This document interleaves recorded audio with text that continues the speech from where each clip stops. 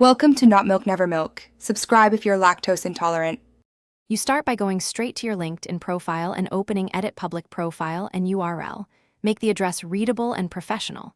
Once you confirm the customized URL, copy the full https://link so it's exact.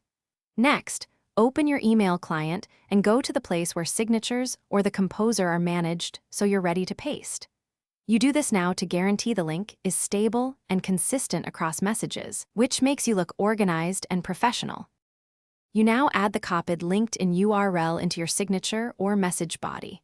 For Gmail, open Settings, see All Settings, then Signature and insert a hyperlink with anchor text. For Outlook, go to View All Outlook Settings, Mail, Compose, and Reply, then add your hyperlink. If you're composing a one-off message, select Text and use the link tool to paste the URL. Make sure the anchor text includes your name or linked in so recipients understand where the link leads. Finally, you validate that the link works by sending a test email to yourself and opening it on both desktop and mobile. Verify it opens to your public profile. If the link isn't clickable, make sure it starts with https:/ and reinsert it using the email client's hyperlink tool rather than plain text. Once done, consider adding a small LinkedIn badge or attaching a V-card for extra professionalism.